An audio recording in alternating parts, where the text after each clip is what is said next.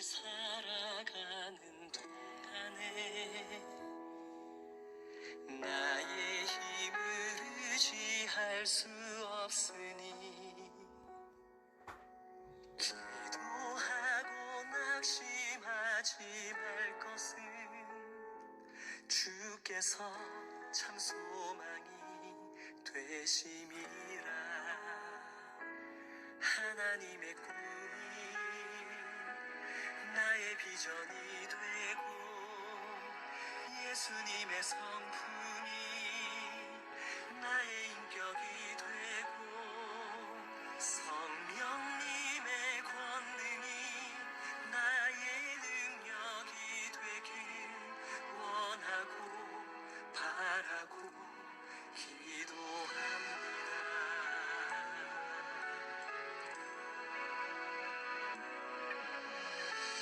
세상을 살아가는 동안에 나의 힘을 의지할 수 없으니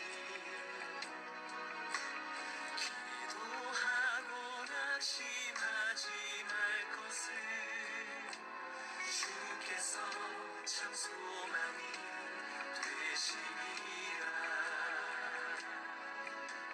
주의 길을 걸어가는 동안에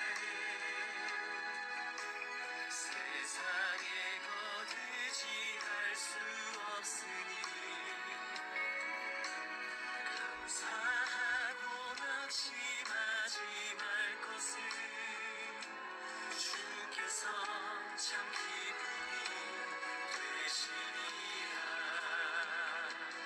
하나님의 꿈이 나의 비전이 되고 예수님의 성품이 나의 인격이 되고 성령님의 권능이 나의 능력이 되길 원하고 바라고 기도합니다.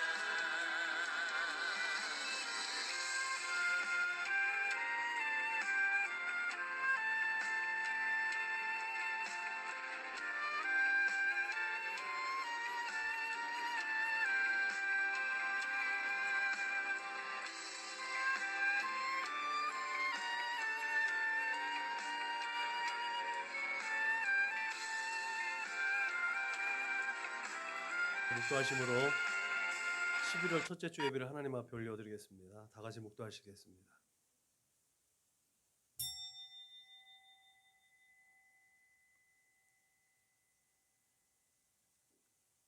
그러므로 하늘에 계신 너희 아버지의 온전하심과 같이 너희도 온전하라.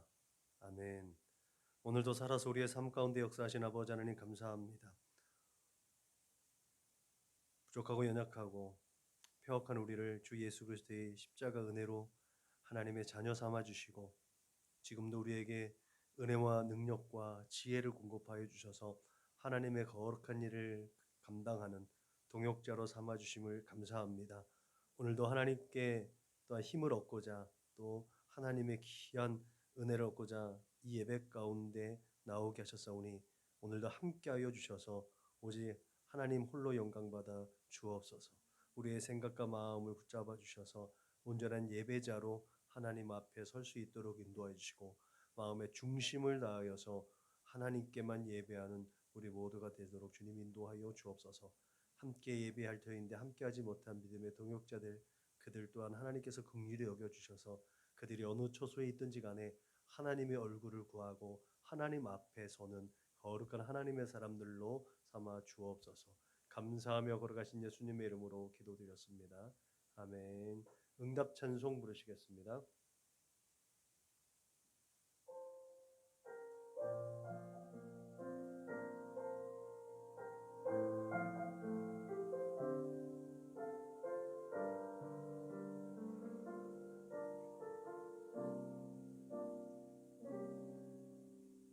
나는 하나님을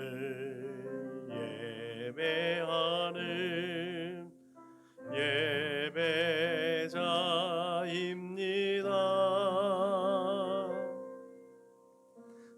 내가 서 있는 곳 어디서나 하나님을 예배합니다. 내 영혼 거룩한 은혜를 향하여 내 마음 완전한 하나님 향하여 이곳에서 바로 이 시간 하나님을 예배합니다.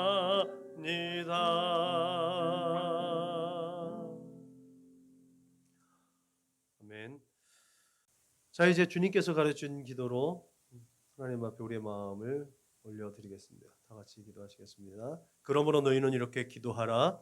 하늘에 계신 우리 아버지여, 이름이 거룩히 여김을 받으시오며 나라가 임하시오며 뜻이 하늘에서 이루어진 것 같이 땅에서도 이루어지이다.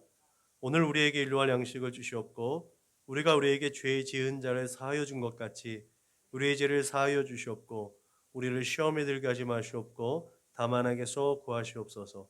나라와 권세와 영광이 아버지께 영원히 있사옵나이다. 아멘. 너희가 사람의 잘못을 용서하면 너희 하늘 아버지께서도 너희의 잘못을 용서하시려니와 너희가 사람의 잘못을 용서하지 아니하면 너희 아버지께서도 너희 잘못을 용서하지 아니하시리라. 아멘. 우리가 다 같이 공동체 기도를 하나님 앞에 올려드립니다. 나는 복음의 기수입니다.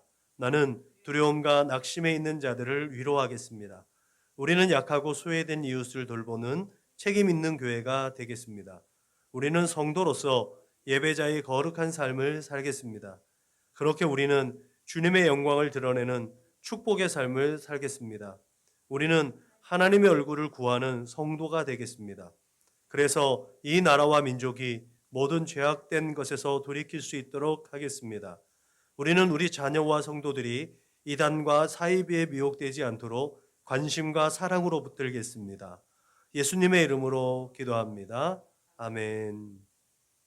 298장 불러 하나님께 영광 올려드리겠습니다.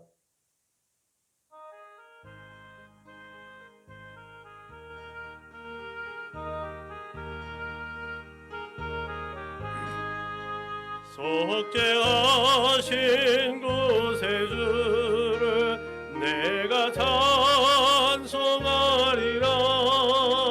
내게 자유 주시려고 주가 고난당했네. 크신 사랑 찬양하리. 나의 죄 사려고 십자가에 죽임 당한 나의 주 찬양하리. 내가 구원받은 증거 기뻐 찬파리라. 내 죄 모두 담당하신 주의 사랑 크셔라. 크신 사랑 찬양하리. 나의 죄 사려고 십자가에 죽임 당한 나의 주 찬양하리. 승리하신 구세주를 내가 찬송하리라. 죄와 죽음 지옥 권세 중앙 모두 이겼네. 크신 사랑 찬양하리. 나의 죄 사려고 십자가에 죽임 당한 나의 주 찬양하리. 고마우신 구세주를 내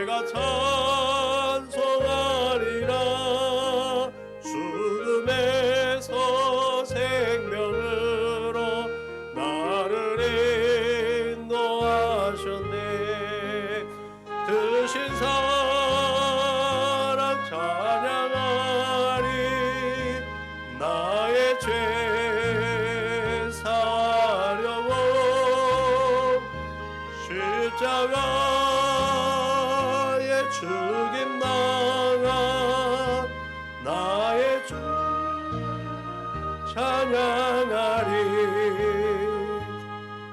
이 시간에 우리 한 주간을 돌아오며 하나님 앞에 참회의 기도를 올려드리겠습니다. 다 같이 기도하시겠습니다.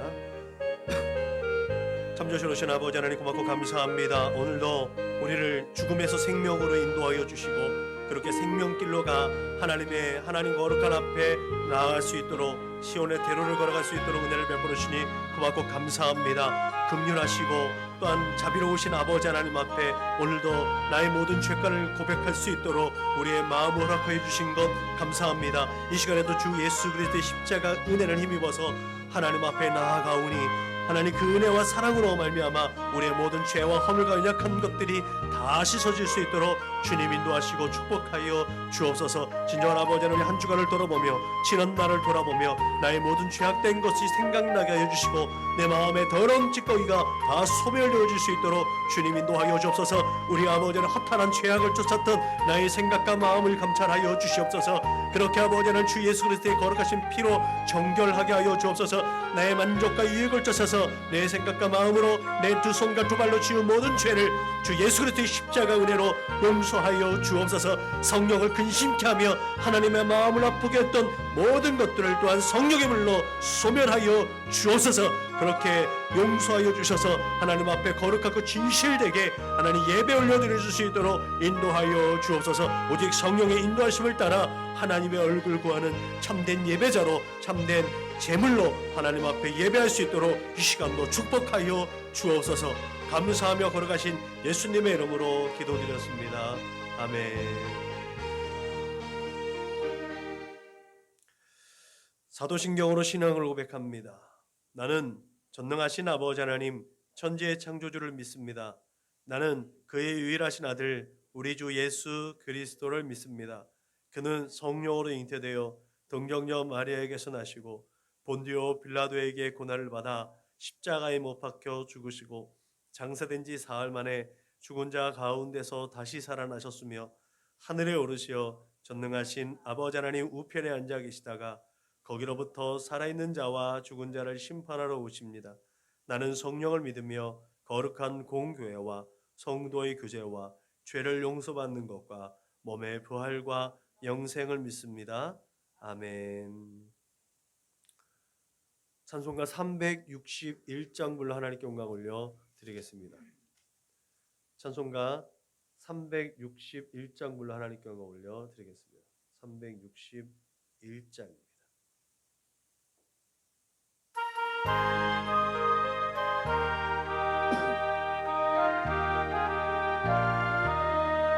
기도하는 이 시간 주께 무릎 꿇고 우리 구세주 앞에다 나가네.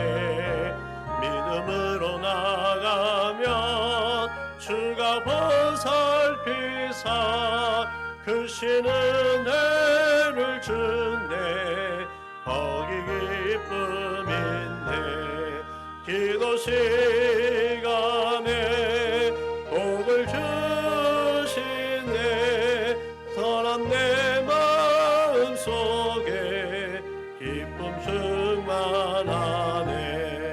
기도하는 이 시간 주가 곁에 오사 인자하신 얼굴로 귀 기울이네. 우리 마음 비우고 주를 의지하면 크신 은혜를 주네. 거기 기쁨인데 기도 시간에 복을 주시네. 내 마음 속에 기쁨 충만하네.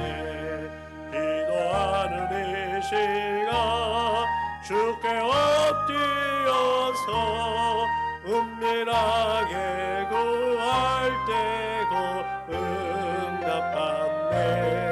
잘못한 건 아래면 측은히 여기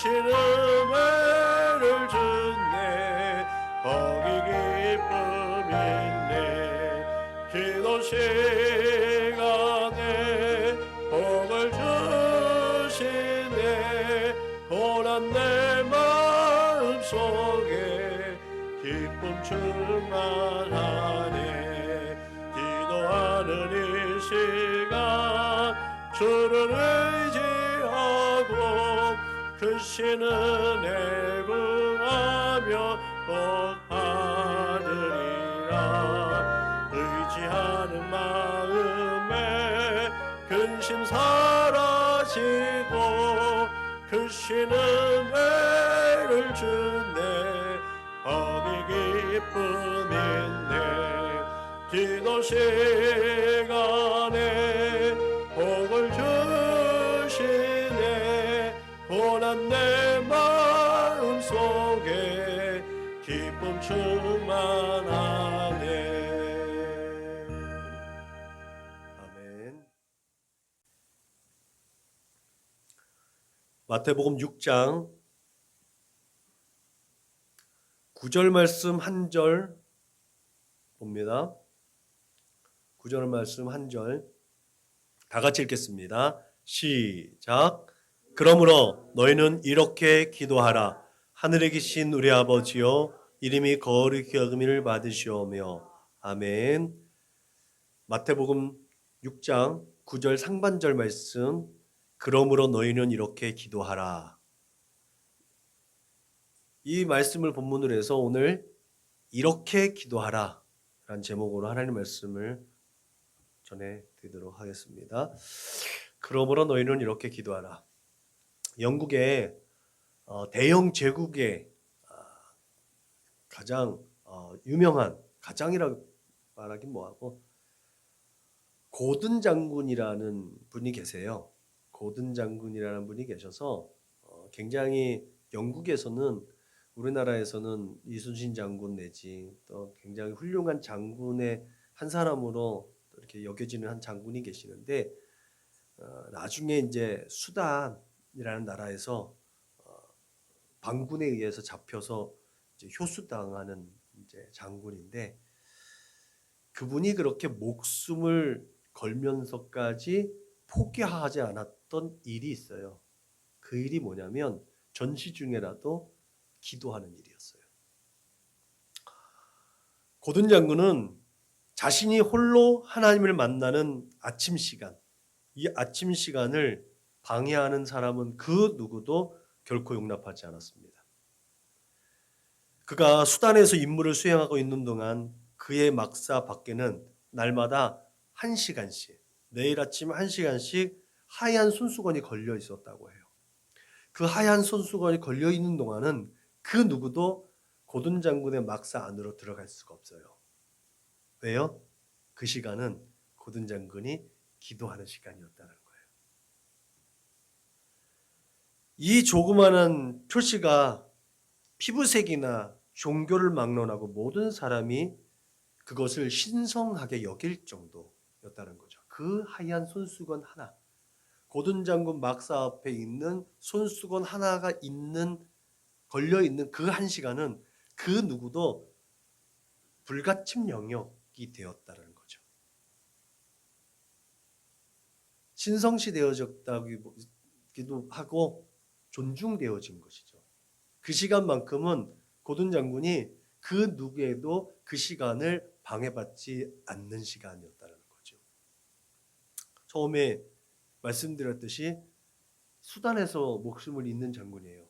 그러면 그때가 얼마나 자신의 목숨이 경각에 달려있는 위태로운 상황이었을 것인데도 불구하고 그는 습관적으로 하나님 앞에 1시간을 기도하는 그 시간만큼은 결코 그 누구에게도 방해받지 않고 싶어 했다는 그의 믿음의 절기가 드러나는 모습이었던 것 같습니다.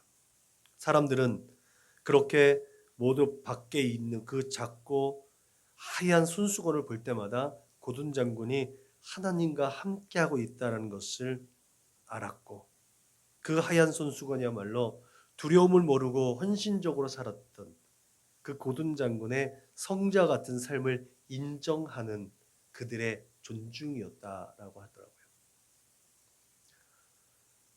수단에서 목숨을 잃었어요. 또 그들이 목숨을 잃은 그 사람을 나중에 기릴 때도 차라리 그 시간에 자기 목숨을 위해서 뭔가 작전을 짜지라고 생각할 수 있지 않았겠어요? 그러나 그 사람들은 그렇게 생각하지 않았다는 거죠. 목숨을 잃은 거는 나중에 결과론적인 것이지만 그가 그 위태로운 상황 속에서 수단을 안정화시키고 수단의 발전과 수단을 다스리기 위해서 얼마나 힘쓰고 애썼는지 그렇게 존중받는 인물이었다는 것을 보면서 그가 성자와 같은 그렇게 추앙받는 대상이 되었다는 건 그가 그만큼 1시간 동안 기도한 것을 그 사람들이 인정해 줬다는 것을 반증하는 것이기도 합니다. 여러분은 이 고든 장군처럼 그 기도하는 시간을 소중하게 여기고 있습니까? 우리는 얼마나 기도합니까? 제가 또 유심히 또 읽었던 책 중 제목이 하나가 너무 바빠서 기도합니다라는 책이 있어요. 너무 바빠서 기도합니다. 바빠서 기도할 수 없는 오늘 우리의 삶의 자리에 그 현실과는 반대되어지는 말이잖아요. 너무 바쁜데 기도한다? 근데 사실 바쁘고 정신없는 일 중에서 가장 중요한 게 뭘까라고 하면 기도만큼 중요한 게 없다는 사실 우리는 분명히 압니다. 알고 있는데 우리가 행하지 못하고 있는 것뿐이죠. 기도만큼 중요한 게 어디 있을까요? 기도할 때 하나님께서 우리에게 능력을 주시고 기도할 때 우리가 지혜를 얻고 기도할 때 또한 우리의 삶의 아름다운 일들을 계획하고 준비할 수 있는 능력과 권세가 공급되어지는 줄로 믿으시길 주님의 이름으로 부탁을 드립니다. 저는 우리 가족들이 제가 말씀을 준비할 때 저의 시간을 존중해 준 것을 압니다. 그러나 제가 기도하는 시간을 존중받느냐? 기도하는 시간을 존중받지 못해요? 왜요? 기도 안 하니까. 집에서는 우리가 따로 기도하는 시간을 우리가 잘 갖지 않잖아요. 우리들이 늘 여태까지 살아오면서 따로 개인적으로 기도할 수 있는 시간이 우리가 얼마나 공유하고 있었는가를 한번 생각해 볼 필요가 있는 것 같아요. 네. 따로 내가 기도하는 시간, 내가 기도해야 하는 시간, 내가 기도해야 하는 일들에 대해서 나는 얼마나 우리 가족들, 우리 공동체에게 그것을 어필했었는가. 내가 지금 기도해야 되니까 잠깐만 나한테 시간을 허락해 달라고 얘기를 한 번이라도 했었는가? 안 했다는 거죠. 제일 중요한 것을 우리는 늘 잊어버리고 있었다는 것을 저는 또 설교를 준비하면서 또 한 번 저 자신을 또 반성하게 되었던 것 같습니다. 제가 그만큼 기도하는 일에 간절하게 행동하지 않았다는 것이 반성되어지더라고요. 이제 우리는 주께서 가르친 기도에 대해서 살펴보려고 합니다. 앞으로 한 10주 동안 이제 주기도문을 살펴볼 거예요. 그래서 기도라는 것이 그 우리의 어쩌면 사명 같기도 한 거죠. 기도해야 우리가 하나님의 뜻을 알 수 있잖아요. 기도해야 하나님께서 하시고자 하시는 일들을 할 수 있는 거잖아요. 기도하지 않고서는 아무 일도 일어나지 않는 거죠. 유명한 신학자들, 목회자들이 늘 얘기하잖아요. 기도하지 않았는데 일어나는 것은 위험하다는 거예요. 기도해서 얻어야 될 줄로 믿으시길 주님의 이름으로 축원합니다. 얻을 것이 분명해도 그것이 맞는지 돌다리도 두드려 보는 심정으로 기도해야 될 줄로 믿으시길 주님의 이름으로 축원합니다. 그래서 기도가 사명입니다. 여러분, 저와 여러분이 기도하는 이 시간, 기도하는 그 시간이 우리에게 주어진 그 어떤 시간보다도 소중하고 존중받을 수 있기를 주님의 이름으로 축원합니다. 여러분, 그렇다면 그렇게 중요한 기도, 우리의 사명인 기도, 그게 뭔지 확실하게 알아야 되지 않아요? 막연하게 기도하면 되지. 기도해야지. 이게 아니라 기도에 대해서 분명하게 알아야 되는 거잖아요. 우리가 알고 있는 거, 기도는 영적인 호흡이죠. 영적인 호흡이에요. 하나님과 호흡하는 거예요. 하나님과 소통하는 거예요. 근데 왠지 알아요? 왜 기도가 하나님과 호흡하고 하나님과 영적으로 소통하는 거라고 정의를 내리고 있나요? 그건 모르죠. 하나님께서 생기를 우리에게 공급해 주셨단 말이에요.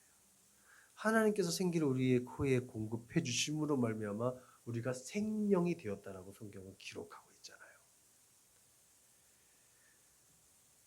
그렇게 하나님께서 흙으로 사람을 만드시고 그 코에 생기를 불어넣으심으로 생명이 되었다는 것, 그것을 통해서 우리는 기도함으로 말미암아 하나님과 함께 호흡할 수 있음을 늘 고백하는 줄로 믿으시길 주님의 이름으로 축원합니다. 우리가 생명을 얻고 생명을 유지하는 것 그 자체가 하나님과의 소통, 하나님의 호흡을 공급받았기 때문이라는 사실을 기억하시길 주님의 이름으로 축원합니다. 하나님께서 그 호흡을 우리에게 공급하신 그 행위를 통해서 우리와 소통하는 관계가 형성되어졌다는 거예요. 그냥 맞는. 하나님께서 사람 똑같이 동물도 마찬가지 흙으로 다 만드셨잖아요. 근데 동물들하고 소통하나요? 동물들하고 소통하지 않는단 말이에요. 유일하게 하나님과 소통하는 대상은 우리 인간, 사람이라는 거죠. 그 사람만이 하나님께서 그 코에 생기를 불어넣어 주셨다는 거예요. 그래서 우리가 기도할 수 있는 거예요. 기도할 수 있는 유일한 대상은 우리 인간입니다. 우리의 유일한 특권인 거예요. 사람의 본분이기도 하고 우리의 특권이라는 사실을 믿으시길 주님의 이름으로 축원합니다. 그래서 기도가 사전적으로는 신적인 대상에게 빈다는 의미를 가지고 있습니다. 근데 이거를 원어적으로 살펴보면 신적인 대상에게 원하는 것을 비는 것이라고 기록되어져 있어요. 그래서 여기 안에 기복의 의미가 담겨져 있어요. 기도는요. 네, 기복이 무조건 나쁜 게 아니죠. 기복 신앙이 무조건 나쁜 건 아니에요. 원하는 것을 하나님 앞에 바라는 마음으로 드리는 것이 기도니까. 근데 왜 한국의 기복 신앙이 왜 욕으로 더 먹는 거예요? 왜 한국의 기복 신앙이 왜 부정적으로 사람들에게 비춰지는 거예요? 거기 안에 샤머니즘적인 것들이 가미가 되어져 있기 때문에 그렇습니다. 하나님을 내가 조정할 수 있다는 마음의 중심이 있는 거예요. 그 귀신들을, 그 신적인 대상들을 내가 마음대로 좌지우지할 수 있다는 생각이 그 안에 담겨져 있기 때문에 우리의 샤머니즘적 기복신앙이 잘못되어졌다고 얘기하는 거예요. 무슨 말인지 아시겠죠? 그게 기독교의 기도와 샤머니즘적인 전통적인 샤머니즘적 기복신앙과 분리되어져야 된다는 거예요. 이것을 우리가 잘 분별해야 될 줄로 믿으시길 주님의 이름으로 축원합니다. 무조건 그래서 우리가 80년대 90년대 주시옵소서 믿습니다. 이제 우리가 그런 시대는 다 지났다는 거죠. 의식할 수 있는 시대가 되었잖아요. 이성이 분별할 수 있는 시대가 되었잖아요. 무엇이 옳은지 무엇이 그른지 객관적으로 판단할 수 있는 근거들이 마련되어져 있잖아요. 누군가 말해서 혹하고 누군가 이러니까 이렇게 하는 시대가 지나버렸다는 거예요. 내가 가지고 있는 이것도 무조건 선악을 알게 하는 것이 내가 중심이 되어진 것을 분별하는 것도 잘못할 수 있지만 객관적인 지표상, 그렇죠? 법, 헌법, 규범, 규칙 모든 것 보편적으로 이해하고 상식적인 범위 안에서 우리가 그것이 옳다 그르다라는 것을 판명할 수 있는, 구별할 수 있는, 분별할 수 있는 나이들이 다 됐어요. 그렇죠?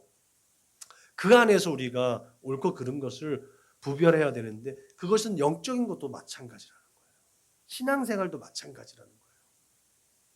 알아가면 알아갈수록 우리의 지적인 것이 성장하면 성장할수록 우리의 신앙생활, 이 삶의 패턴도 똑같이 드러나줘야 된다는 거죠. 여러분, 그래서 모든 종교에 기도와 기원이 있지만 기독교의 관점에서 본다면 그들이 섬기고 있는 종교적인 신들, 그런 우상행위와는 확연히 구별되어져 있는 우리의 기도가 되어야 될 줄로 믿으시길 주님의 이름으로 축원합니다. 성경은 모든 우상은 헛것이라고 증거합니다. 보라, 그들은 다 헛되며 그들의 행사는 허무하며 그들이 부어 만든 우상들은 바람이여 공허한 것뿐이라고 얘기하고 있죠. 그렇기 때문에 창조주 하나님께 기도하는 것이 우리의 축복이고 우리의 특권인 줄로 믿으시길 주님의 이름으로 축원합니다. 나를 지으신 그분께, 나보다 나를 더 잘 아시는 그분께 나의 모든 것들을 올려드리는 거예요. 하나님께서 우리의 필요한 것들 다 아시잖아요. 우리가 무엇을 구할지 다 아시는 거잖아요.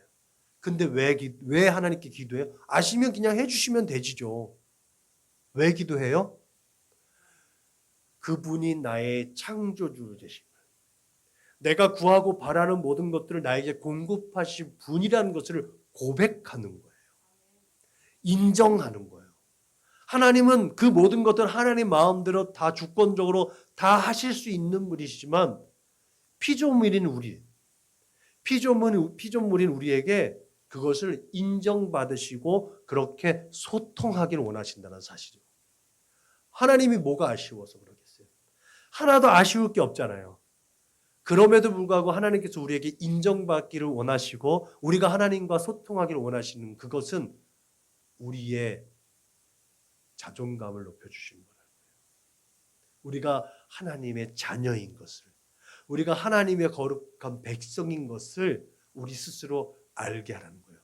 모든 우상과 세상의 그런 잡대한 우상에게 절하지 않고 그 우상들과 멀어지고 오직 하나님만 바라보는 믿음의 거룩한 본석들이라는 것들을 내가 하나님 앞에 기도함으로 인정하는 삶, 나 스스로 그렇게 인정하는 것이 기도의 원리라는 사실을 기억하시길 주님의 이름으로 부탁을 드립니다. 그렇게 하나님께 기도함으로 말미암아 하나님과 소통하고 하나님의 거룩한 백성이요 하나님의 자녀라는 신분의 프라이드가 여러분들에게 더욱더 높아지고 가치 있기를 주님의 이름으로 축원합니다.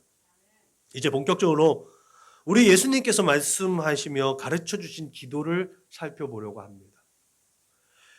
예수님 시대에 1세기의 유대인들은 하나님께서 약속하셨던 모세와 같은 그 선지자에 대한 간절함과 소망이 최고조 치달았던 시대입니다.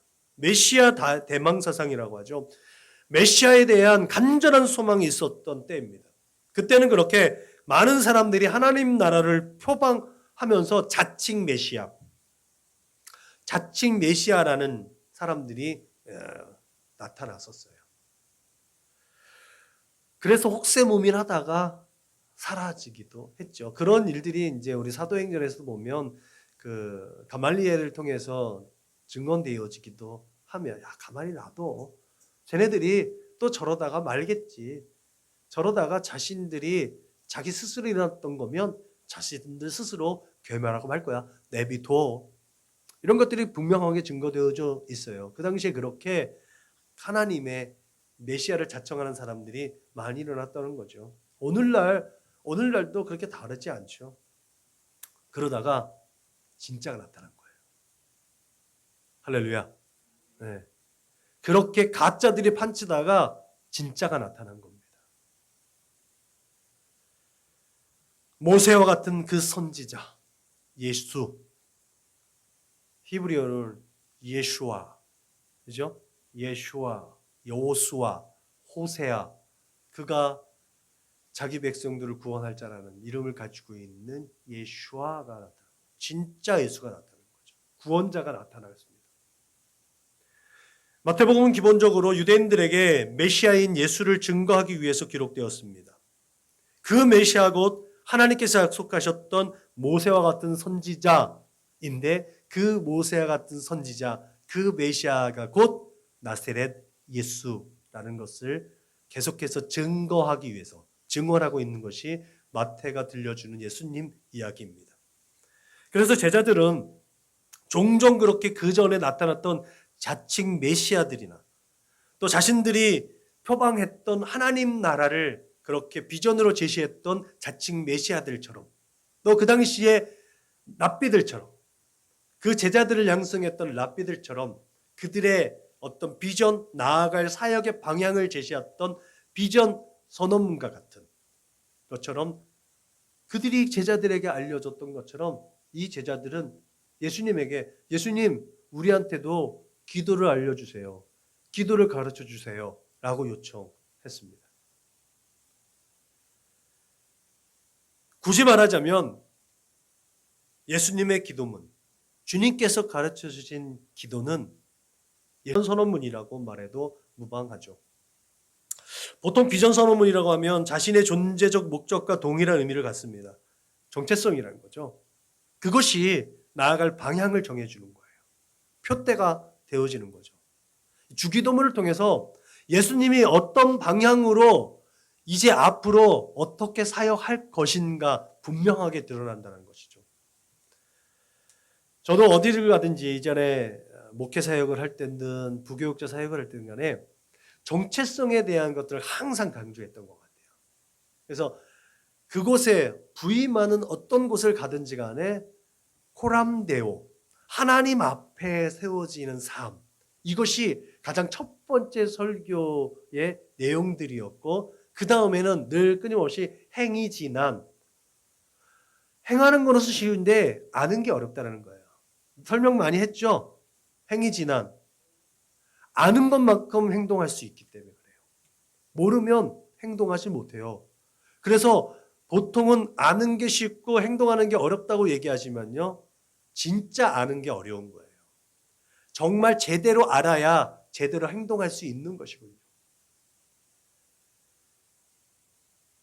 그 후에 이제 비전 선언문을 가지고 비전을 저의 또 사역의 방향에 대해서 이렇게 공동체와 함께 비전을 나누는 시간을 가졌던 것 같아요. 지금도 마찬가지죠.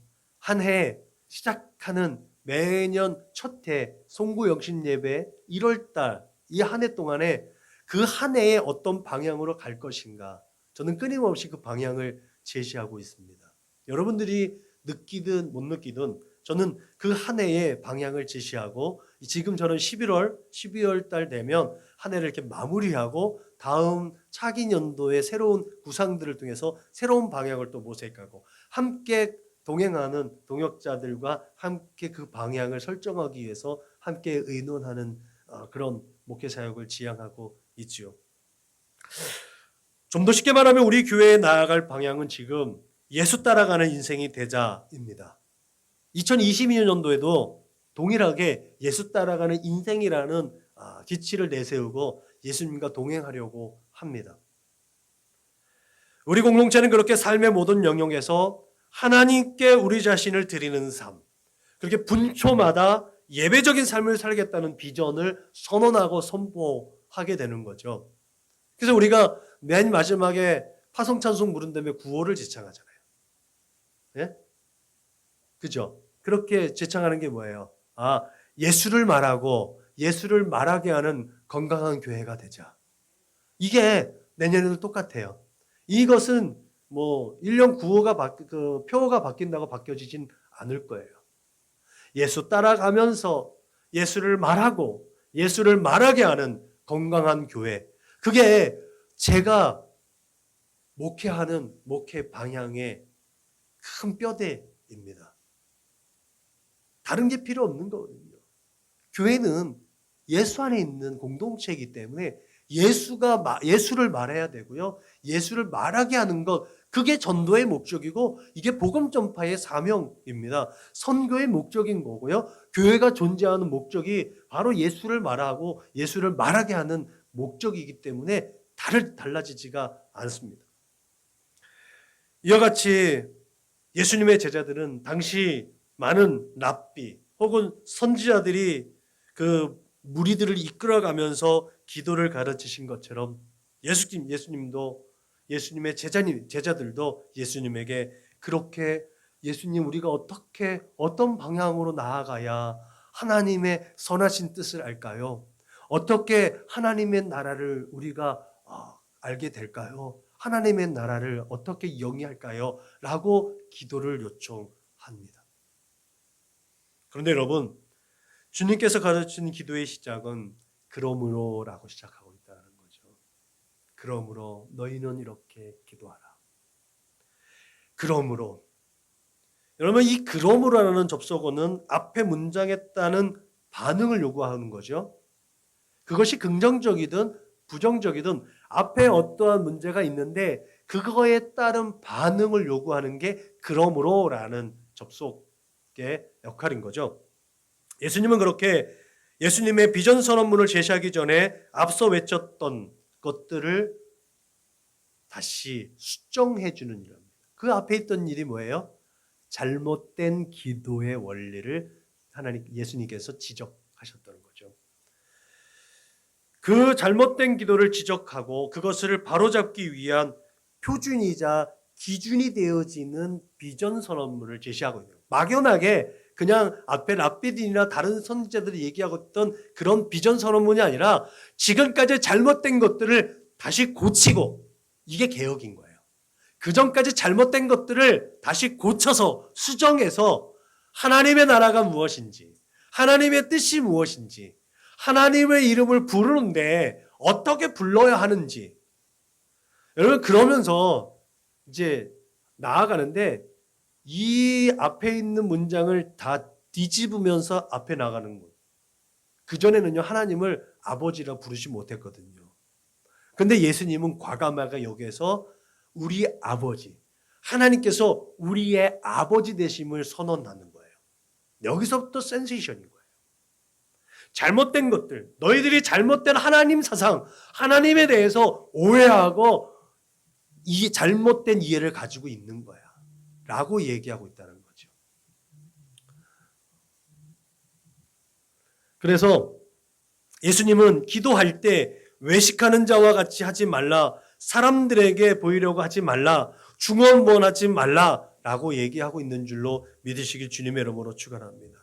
이런 잘못된 습관 속에서 나오는 기도는 무익하다는 것을 가르쳐주고 있습니다. 이런 잘못된 습관 속에서 나오는 기도는 무익하다는 거죠. 우리가 야고보서에 보면 야 너희들이 기도하는데 얻지 못하는 이유가 뭔지 알아? 너희 정욕대로 잘못 구해서 그러는 거잖아 라고 야고보 사도가 얘기하고 있단 말이에요. 그거 똑같아요. 예수님이 그와 같은 취지로 얘기해요. 야 여태까지 너희들이 계속해서 너희들의 경건의 의무를 갖기 위해서 구제하고 기도하고 금식했잖아. 그게 올바르게 하나님의 뜻 가운데서 하지 않으면 그 경건의 모양은 다 헛된 거야. 그냥 모양만 있는 것이 그 안에서는 능력이 나오지 않아 라고 예수님 말씀하고 있는 줄로 믿으시길 주님의 이름으로 부탁을 드립니다. 여러분 사실 유대인에게 있어서 기도는 그렇게 구제와 앞에 뒤에 나오는 금식과 더불어서 필수적인 삶의 모습 그대로잖아요. 그렇기 때문에 기도에 대한 올바른 이해와 습관은 구제하는 것도 영향을 주고 금식하는 것도 영향을 주는 거예요. 그래서 기도가 중요해요. 더군다나 예수님이 가르치신 기도가 중요한 이유는 여기에 있는 거예요. 간단하게 주기도문의 내용을, 주님께서 가르치신 기도의 내용을 우리가 살펴보면 기본적으로 이 주께서 가르친 기도는 산상수훈 안에 있잖아요. 우리가 산상수훈을 얘기하면 뭐를 생각해요? 야, 예수님께서 그 모세를 연상시키듯이 모세가 하나님께 율법을 받고 그 백성들이 살아가는 하나님의 법을 선언하고 선포하신 건데 예수님께서 산에 오르셔서 산에서 내려오르시는 그 순간에 5장부터 7장 안에서 산상설교를 통해서 새롭게 모세와 같이 새로운 율법을 우리에게 제시하고 있구나 라는 것을 연상시키는 메시지가 담겨져 있는 게 산상수훈이잖아요. 그렇게 그 전에 너희들이 이렇게 하라고 했는데 나는 너희에게 이렇게 말한다 라고 얘기하는 6가지 반대 주제들, 잘못하고 있다는 거예요. 기도도 잘못했지만 너희들이 행동을 그렇게 하나님의 법을 잘못 이해하고 있다. 그게 뭐예요? 살인과 간음과 이혼과 맹세와 보복과 이웃사랑, 이건 십계명에 있는 내용들이거든요. 너희들이 하나님께서 주신 계명도 잘못 이해하고 있는 거야. 너희들이 잘못 알고 있는 이거 다시 내가 수정해서 선언하고 다시 기준을 정해주는 거야. 그래서 살인에 대해서, 간음에 대해서, 이혼에 대해서, 맹세에 대해서, 보복에 대해서, 이웃사랑에 대해서 다시 설정해 주는 거죠. 그리고 다음에 뭐예요? 재물과 비판과 거룩과 관계와 생명의 길과 거짓 선지에 대한 것들도 다시 규정해 주는 거예요. 이 모든 것들을 이게 재편하는 거죠. 산상설교는요, 단순히 예수님께서 모세가 연상되어지는 그런 행동들, 그런 시츄에이션, 그런 액션만 있는 것이 아니라 다시 모든 것들을 다 수정하는 거예요. 예레미야의 모습 보면 다 뿌리째 뽑아놓고 다시 온전하게 다시 건설하는 것처럼 예수님께서 그 모든 것들을 다 수정해줘. 재편해 주시는 메시지가 담겨진 것이 산상설교라는 거죠. 그 산상수훈 안에서 이 주기도문이 그 역할이 대단히 중요하다는 거죠. 그 사이에 위치해서 유대인들의 경건의 삶을 주도하고 있는 구제와 기도와 금식에 대한 올바른 가르침의 중심축 역할을 하고 있는 것이 주님께서 가르치신 기도라는 거죠. 주님께서 가르치신 기도는 또 그 기도의 중심에 있어서 5절과 15절 사이에 딱 중심에 있잖아요. 6절부터 13절인데 저는 15절까지 주님께서 가르친 기도라고 늘 우리 주장하고 있는 이유가 또 나중에 설교하면 또 살펴보겠죠. 말 그대로 주기도문은 경건생활의 핵심 추입니다. 마태복음하고 누가복음에 주기도문이 나와 있죠. 네. 두 개가 똑같아요, 달라요? 생각지도 못하죠. 마태복음은 산상설교에서 지금의 갈릴리, 그죠? 갈릴리에서의 그 산에 오르신 그곳에서 말씀하신 내용이에요. 누가복음은요, 평지설교라고 하는 부분에서 있어요. 그러면 우리가 성지순례 나중에 한번 또 기회가 되면 가보겠지만 주기도문 교회가 어디 있을까요? 주기도문 교회 갈릴리 있어야 되잖아. 근데 예루살렘에 있다니까. 예루살렘에 있어요. 그것도 어디에? 감람산 언저리에 있어요. 언덕에. 그 말은 마태복음 안에서의 주기도문과 누가복음 안에서의 주기도문에 선포되어진 자리가 다르다.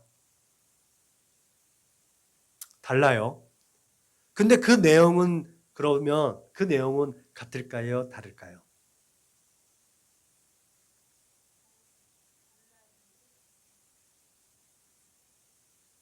그러니까 지금까지 설교 뭐로 들은 거야? 예수님이 사역하는 방향이 설정되어진 게 예수님의 기도문이라고 그랬죠. 그래도 같아야지. 같아야 되는 거예요. 네, 같은 거예요.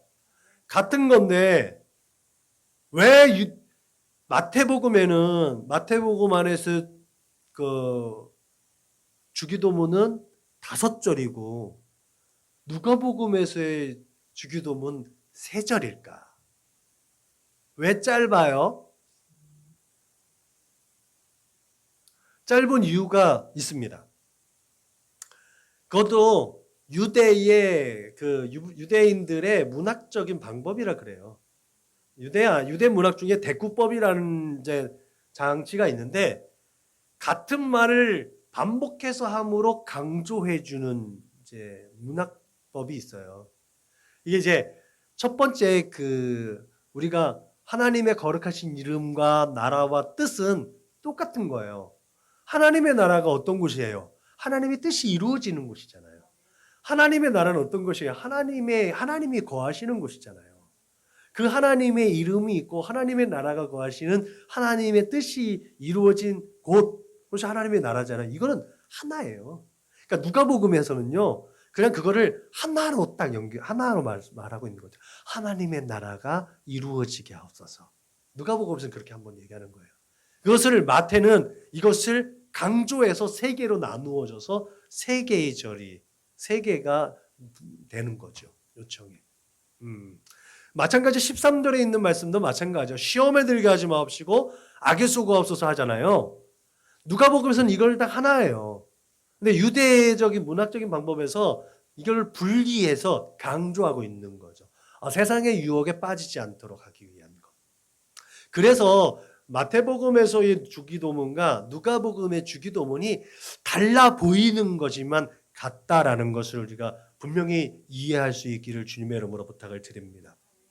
그렇게 예수님의 가르침에는 지적인 수준에 머물러 있는 하나님의 법이 아니라 실적인 삶의 행동으로 수행되어지는 하나님의 법에 대한 존중감, 하늘의 가치가 새겨져 있는 줄로 믿으시길 주님의 이름으로 축원합니다.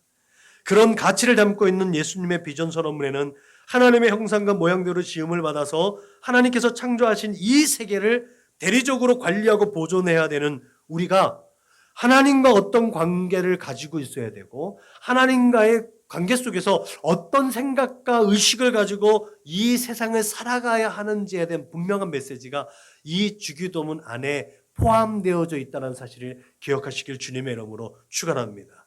그래서 하나님의 뜻이 마음에 새겨져서 하나님의 뜻 가운데 살아가는 삶의 방향이 설정되어지는 줄로 믿으시길 주님의 이름으로 축원합니다. 그래서 올바른 생활, 올바른 기도 생활이라는 것, 우리가 초반에 처음 부분에 기도에 대해서 살펴봤잖아요. 올바른 기도 생활이 뭐예요? 하나님의 뜻을 담고 있는 것이 올바른 기도고, 그 하나님의 뜻이 담겨져 있는 삶을 살아내는 것이 올바른 삶이라는 거죠. 기독교인의 삶은 그래서 무조건 내가 뭘 바라는 삶이 아니라는 거예요. 하나님의 뜻은 뭐예요? 하나님의 뜻은 하나로 귀결되어지잖아요. 하나됨. 서로 사랑하라. 그게 하나님의 뜻인 거예요. 온전하게 하나 되어지는 것. 내가 손해보는 것 같은데 하나로 붙여진 것. 부부의 원리가 그렇다고 그랬잖아요. 1+1인데 하나인 거예요. 남녀가 연합하여도. 그죠? 다 끊어져 있는 거예요. 본드 원리를 제가 설명해 드렸죠. 내가 녹아져서 내 것이 녹아져서 없어진 것 같은데 붙어버려. 완전히 확실하게 밀착되어져서 하나가 되어지는 것. 이게 하나님의 뜻이에요. 그 뜻을 수행해 가는 것이 우리의 삶의 기준이 되는 줄로 믿으시길 주님의 이름으로 축원합니다. 칼빈은 주기도문에 대해서 이렇게 말했어요. 하나님께서 하나님의 백성들에게 베풀어 주신, 하나님의 자녀들에게 베풀어 주신 풍성한 식탁의 열매다. 그만큼 이 주기도문이 엄청 풍성하고 가치가 있다는 것을 설명해 주고 있는 줄로 믿으시길 바랍니다. 오늘 이 시간을 비롯해서 주기도문을 10번 내지 11번에 걸쳐서 좀 더 세심하게 주기도문을 살펴볼 예정입니다. 새롭게 시작되어지는 우리의 마음가짐으로 주기도문을 대할 수 있기를 주님의 이름으로 축원합니다. 매번 예수님의 비전 선언문인 기도문과 함께 이 선한 목재에 속한 믿음의 공동체의 삶도 하나님의 나라를 세워가는 비전이 선언되어지는 축복의 시간들이 되시기를 주님의 이름으로 축원합니다. 그렇게 매주 우리의 입술로 고백되어지는 주기도문이 습관적으로 그렇게 앵무새처럼 영혼 없이 외치는 공허한 주문이 아니라 우리의 영적인 정체성과 삶을 담아서 고백하는 비전이 되어지고 꿈이 되어지고 소원이 되어지고 그렇게 하나님과 함께 동역하고 동행하는 그런 하나님의 나라를 향해 시온을 향해서 걸어가는 시온의 대로로 설정되어지는 방향 추가될 수 있기를 주님의 이름으로 축원합니다. 신 곳에